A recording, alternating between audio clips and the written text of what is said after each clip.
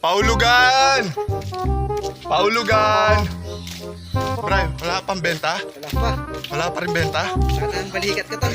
Wala pa rin benta, no? Paulugan! Taulan kasi.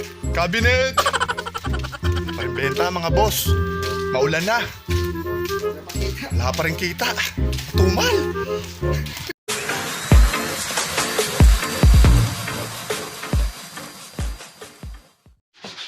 Yo, what's up mga Machowoodworks? Welcome back sa channel natin. So yung cabinet na yon kanina, yung nilalako namin ni Brian. Nabenta yon. Hindi yun paulugan. 2 gives. 1 gives sa umaga, 1 gives sa gabi.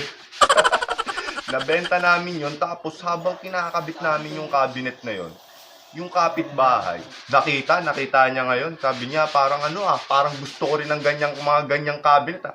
Sukatan mo nga yung closet ko sa taas. Pinuntahan namin yan. Sinukatan. Pagawa agad. Labas ng wallet. Nagbigay agad ng down payment. So, ginawa namin agad yung cabinet na yon. Eto na yon. Let's go. Panoorin nyo na, no? Teka, bago pala natin umpisahan, kung nag-enjoy kayo sa mga video natin, huwag nyo muna kalimutan mag-subscribe sa channel natin. Hit nyo na rin yung bell button, like button, no? Enjoy watching, guys. Let's go.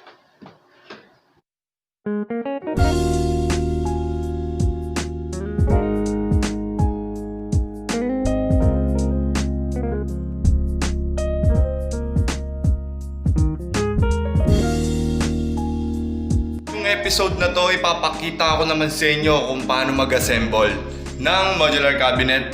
Pero itong cabinet na to, giant cabinet. Medyo malaki siya, 2.4 by 2.4. Tapos hanggang ceiling, walang bottom. Sliding siya, 8 drawer. Medyo challenging to, no? Kaya bakbakin na natin. Gamitin na natin yung bagong drill natin na binigay nito. Itong cordless drill na to. Let's go!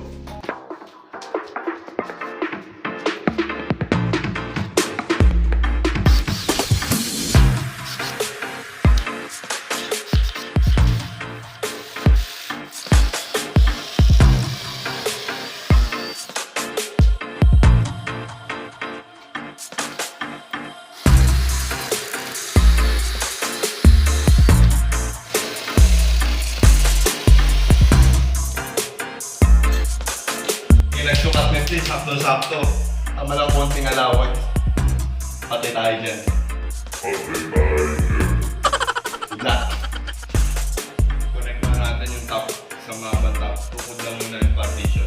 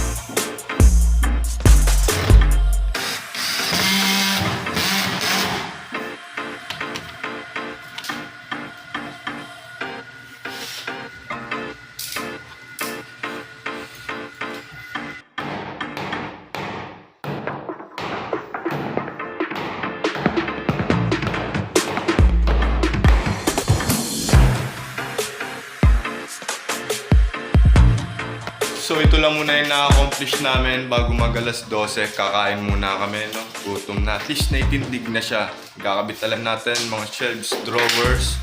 Medyo madugo yung pagkabit niya kasi tingnan mo. From floor to ceiling, sakto-sakto yung sukat ng side panel natin.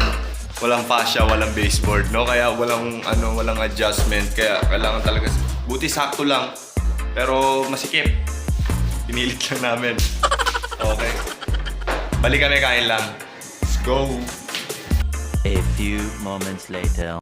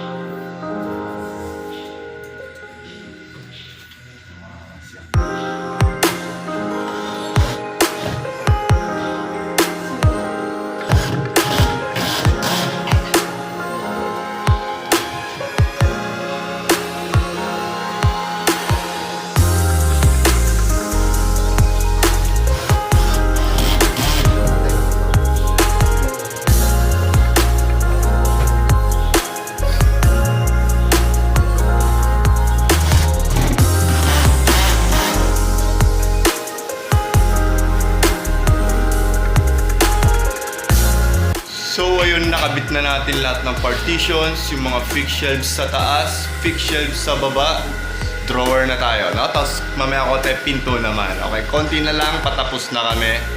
Stay tuned. Drawer time!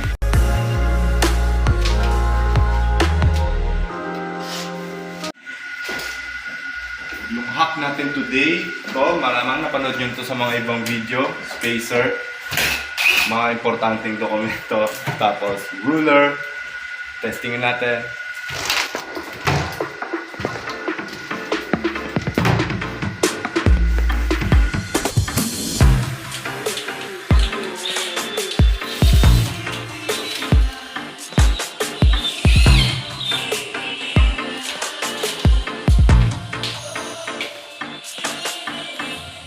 So ayun, nagpabilisan kami ni Brian magkabit ng drawer.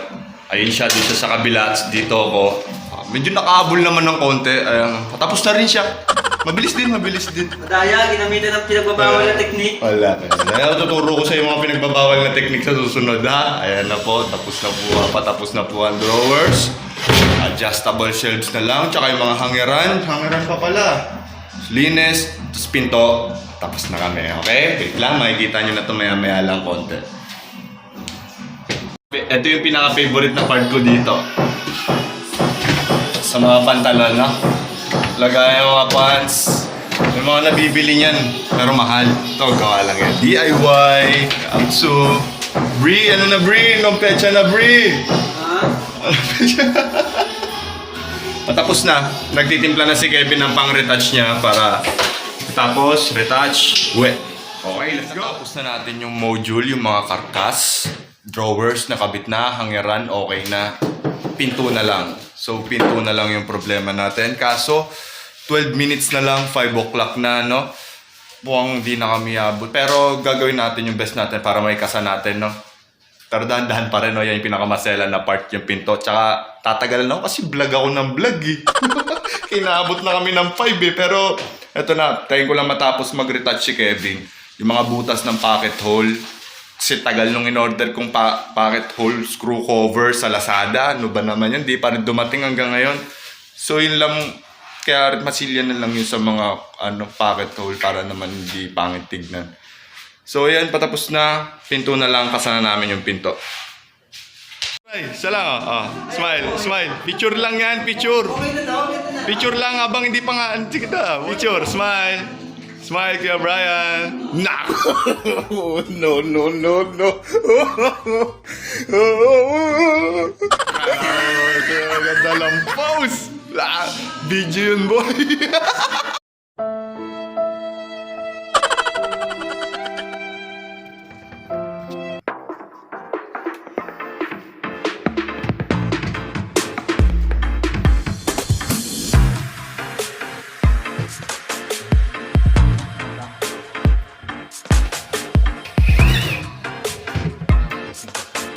So yun, nakabit na namin lahat ng pinto. Tapos na, nakabit na rin yung parang mga stopper sa ilalim, stopper sa taas. Okay na.